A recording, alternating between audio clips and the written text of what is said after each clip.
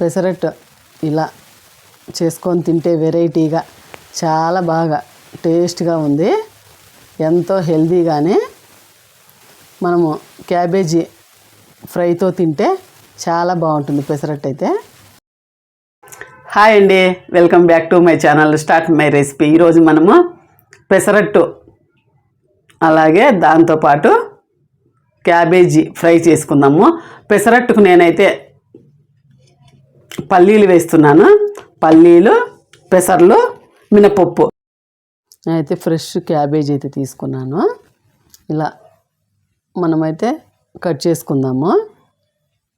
So అండి, half cut చేసుకొని ఈ హాఫ్ను మనం చిన్న చిన్న ముక్కలుగా కట్ చేసుకుందాము.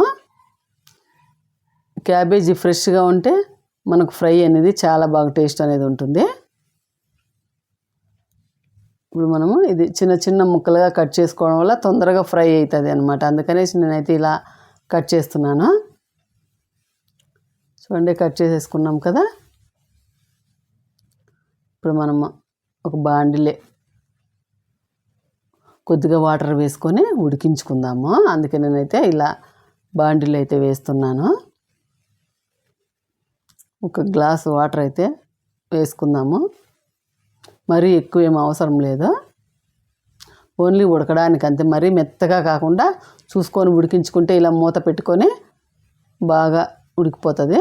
చూడండి, ఉడికిపోయింది. నాకు చల్లగా చేసుకోండి. నేనైతే చూడండి ఇలా పిండుకుందాం. నీళ్ళు అనేది ఏమాత్రం లేకుండా మనం గట్టిగా ఇలా ప్రెస్ చేసుకుంటూ పిండుకుంటే నీళ్ళు అనేది బయటకు అనేది వెళ్ళిపోతాయి.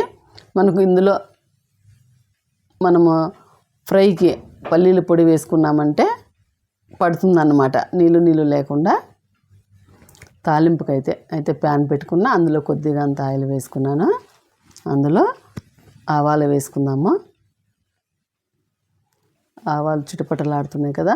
అందులో మనమైతే ఒక ఉల్లిగడ్డ సన్న ముక్కలుగా కట్ చేసుకుందాము. అందులో వేసేసుకుందాము. ఉల్లిపాయ ముక్కలు అయితే పచ్చివాసన పోయేదాకా మరీ ఫ్రై కావాల్సిన అవసరం లేదు. చూడండి, ఫ్రై అయినాయి కదా. నేనైతే పల్లీలు, కారం, వెల్లుల్లి, సాల్ట్ మిక్సీ పట్టుకున్నాను ఆల్రెడీగా పౌడర్ అయితే. మనం ఇప్పుడు బాగా పిండేసుకున్నాం కదా క్యాబేజీ, అందులో వేసేసుకుందాము. పౌడరు మనకు 2 స్పూన్లు అయితే 2 స్పూన్లు ఎంత అవసరం ఉంటే అంత వేసుకొని ఆ పౌడర్ అట్లే పెట్టుకున్నా కానీ మనం వేడివేడి అన్నంలో తింటే నెయ్యి వేసుకొని చాలా బాగుంటుంది పౌడర్ అయితే. చూడండి, ఇప్పుడైతే 2.5 స్పూన్ వేసుకున్నాను నేను, సరిపోతుంది నాకైతే. సరే, బాగా కలిపేసుకుందాము. క్యాబేజీలు ఇంకా ఏమన్నా తేమగా ఉన్నా కానీ ఈ పౌడర్ వేసాం కాబట్టి ఒక 2 నిమిషాలు అలానే పొయ్యి మీద వేడిగా ఉంచేసామంటే చాలా బాగా పొడి పొడిగా అనేది వస్తుంది ఫ్రై. అలా 2 నిమిషాలు కలుపుకున్నాం కదా. చూడండి, ఎంతో పొడి పొడిగా టేస్ట్గా ఉండే క్యాబేజీ ఫ్రై అయితే రెడీ అయిపోయింది. అయితే ఇందులో మనము పెసర్లు, పల్లీలు, మినపప్పు నానబెట్టుకొని మిక్సీ పట్టేసుకున్నాను కదా. అందులో కొద్దిగా అంత సాల్ట్, జీలకర్ర వేసుకున్నాను నేను. తగినన్ని వాటర్ వేసుకొని దోశ బ్యాటర్ లాగా బాగా మిక్సీ చేసుకుందాం. చూడండి, ఇదైతే నానాల్సిన అవసరం లేదు. పిండి అప్పటికప్పుడు అయితే చేసుకోవచ్చు. ఒక 4-5 గంటల సేపు పెసర్లు, పల్లీలు, మినపప్పు నానబెట్టుకుంటే సరిపోతుంది. అయితే దోశ పైన పెట్టుకున్నాను. హీట్ ఎక్కింది కదా. ఇప్పుడు నేనైతే పెసరట్టు అయితే వేస్తున్నాను. చూడండి, ఎంతో బాగా వస్తుంది పెసరట్టు అయితే. మనకు పెసరట్టు అనేది ఆరోగ్యానికి చాలా మంచిది.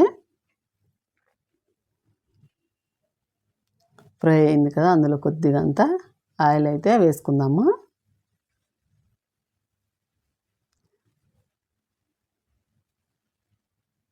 ఫ్రై అయింది. అలాగే కొత్త వాళ్ళు ఎవరైనా నా ఛానల్ చూస్తున్నట్టయితే సబ్స్క్రైబ్ చేయండి, లైక్ చేయండి. మనము రెండో సైడ్ అయితే తిప్పేసుకుందాము. చూడండి, చాలా బాగా ఫ్రై అయింది.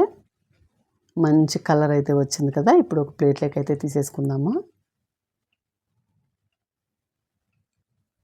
ఎంతో హెల్తీగా ఉండే పెసరట్టు అయితే రెడీ అవుతూ ఉంది. అలాగనే ఇంకొకటి అయితే వేసేసుకుందాము. ఎంతో ఈజీగా వచ్చేసాయి ఈ పెసరట్లు అయితే మనం అప్పటికప్పుడు చేసుకున్నా కానీ.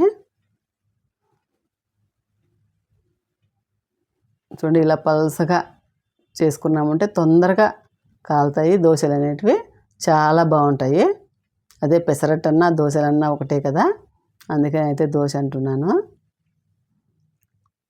ఒక సైడ్ ఫ్రై అయింది కదా, మనమైతే రెండో సైడ్ అయితే ఫ్రై చేసుకుందాము. చూడండి ఎంతో టేస్ట్గా ఉండే పెసరట్టు అయితే రెడీ అయిపోయింది. అందులో కాంబినేషన్గా క్యాబేజీ ఫ్రై కానీ రెడీ అయిపోయింది కదా. ఇప్పుడైతే ఒక ప్లేట్లోకి తీసేసుకుందాము. ఉదయాన్నే బ్రేక్ఫాస్ట్ లాగా, ఈవినింగ్ స్నాక్స్గా అయినా చాలా బాగా పెసరట్టు తినొచ్చు. పెసరట్టు క్యాబేజీ ఫ్రై చాలా బాగా వచ్చింది, కాంబినేషన్ చాలా బాగుంటుంది. ఎంతో టేస్ట్గా హెల్తీగా ఉండే పెసరట్టు అయితే రెడీ అయిపోయింది. అలాగే ఈ పెసరట్టు క్యాబేజీ ఫ్రై మీకు నచ్చినట్లయితే సబ్స్క్రైబ్ చేయండి, లైక్ చేయండి, కామెంట్ అయితే పెట్టండి ఎలా వచ్చిందనేసి.